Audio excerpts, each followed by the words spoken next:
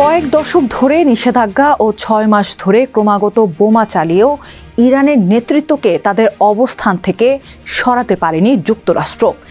এই অবস্থায় ২৪ আগস্ট তেহরানের বিরুদ্ধে ইতিহাসের সবচেয়ে কঠোর অর্থনৈতিক নিষেধাজ্ঞার ঘোষণা দিয়েছে ট্রাম্প প্রশাসন। ওয়াশিংটনের দাবি এসব পদক্ষেপ ইরানের অর্থনীতির লাইফলাইন গুঁড়িয়ে দেবে। কিন্তু প্রশ্ন হলো, যুক্তরাষ্ট্রের এই অর্থনৈতিক চাপের জবাবে ইরান আসলে কি করতে পারে? চলুন বোঝার চেষ্টা করি। সঙ্গে আছি আমি রাইস ইসলাম অসীম।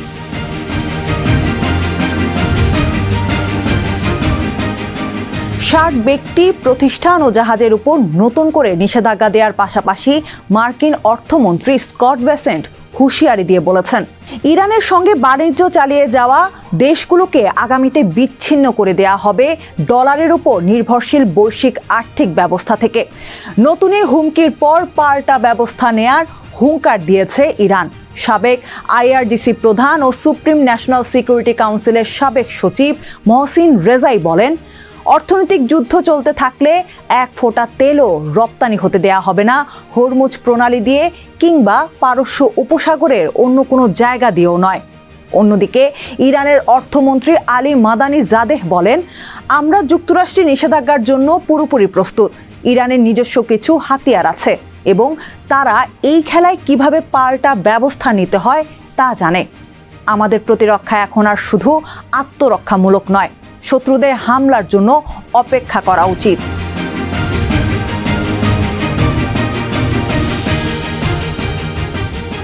বর্তমানে ইরানি হামলা ও হুমকির কারণে হরমুজ প্রণালীতে বন্ধ হয়ে গেছে অধিকাংশ নৌযান চলাচল। এতে বাধাগ্রস্ত হচ্ছে বিশ্বের প্রায় ১/৫ জ্বালানি সরবরাহ। বিশ্ববাজারে বেড়েছে তেলের দাম। এখন লোহিত সাগরে জাহাজ চলাচলে বাধা দিচ্ছে ইরানের মিত্র ইয়েমেনের হুতিরাও। বাব আল মানদেব প্রণালীতে সৌদি আরবের সব ধরনের জাহাজ চলাচল বন্ধের হুমকি দিয়েছে।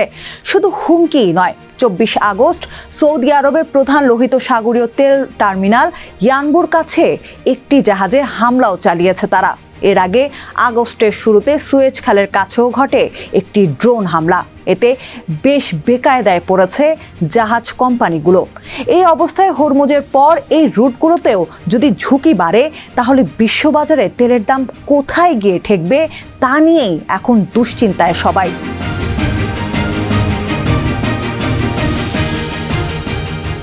উপসাগরীয় দেশগুলোকেও নতুন করে হুমকি দিয়েছে ইরান।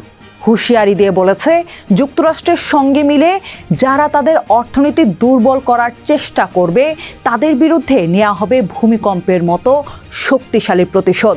এরপরও যদি ওয়াশিংটনকে সাহায্য করে আরব মিত্ররা, সেক্ষেত্রে উপসাগরীয় দেশগুলোর জ্বালানি অবকাঠামো সহ অন্যান্য স্থাপনাতেও হামলা চালাতে পারে ইরান।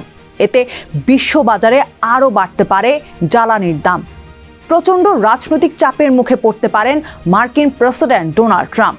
তাছাড়া এই ধরনের হামলা হলে এর প্রভাব জাহাজ চলাচলে হামলার তুলনায় আরও বড় এবং দীর্ঘস্থায়ী হতে পারে। কারণ তেল ও গ্যাস উৎপাদন অবকাঠামো ক্ষতিগ্রস্ত হলে তা দ্রুত স্বাভাবিক করা কঠিন।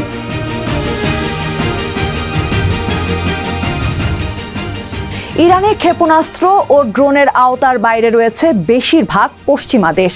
তবে এর অর্থ এই নয় যে ইরান তাদের বিরুদ্ধে হামলা চালাতে পারবে না। অতীতেও সরাসরি সামরিক হামলার পরিবর্তে অন্য উপায়ে পশ্চিমা দেশগুলোতে লক্ষ্য করার চেষ্টা করেছে ইরানের আইআরজিসি। ২৪ আগস্ট ব্রিটেন জানিয়েছে, ইরানের সঙ্গে সংশ্লিষ্ট হ্যাকাররা বন্ধ করে দিয়েছিল দেশটির একটি ছোট বিদ্যুৎ কেন্দ্র। অন্যদিকে মার্কিন কর্মকর্তারা বলেছেন, মিনেসোটার কয়েকটি পানি সরবরাহ ব্যবস্থায় সাইবার হামলার পেছনে তেহরানের হাত থাকার সম্ভাবনা রয়েছে।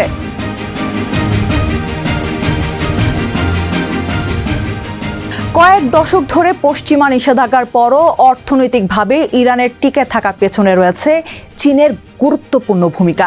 বেইজিং ইরানি তেলের সবচেয়ে বড় ক্রেতা। সম্প্রতি ইরানি বন্দরগুলোতে মার্কিন নৌ অবরোধের পর চীনেও কমেছে সেই তেল সরবরাহ। এ অবস্থায় মার্কিন নিষেধাজ্ঞা কার্যকর হলে বিশেষ করে ইরানকে অর্থনৈতিকভাবে সাহায্য করার দায় চীনা ব্যাংকের উপর নিষেধাজ্ঞা দিলে পাল্টা পদক্ষেপ নিতে পারে বেইজিংও। গুরুত্বপূর্ণ খনিজ রপ্তানির উপর বিধিনিষেধ আরোপ করতে পারে শি জিনপিং সরকার। প্রযুক্তি খাতের গুরুত্বপূর্ণ এই উপাদান না পেলে আকাশ ভেঙে পড়তে পারে প্রেসিডেন্ট ডোনাল্ড ট্রাম্পের মাথায়। এই ক্ষেত্রে চীনও যে সেই পথে পা বাড়াতে পারে সে ইঙ্গিতও দেয়া হয়েছে কূটনৈতিক ভাষায়। চীনের পররাষ্ট্র মন্ত্রণালয় জানিয়েছে, নিষেধাজ্ঞা ও চাপ প্রয়োগের কৌশল কোনো সমস্যার সমাধান করে না। চীনের স্বার্থ রক্ষায় যা যা করা প্রয়োজন বেইজিং তা করবে।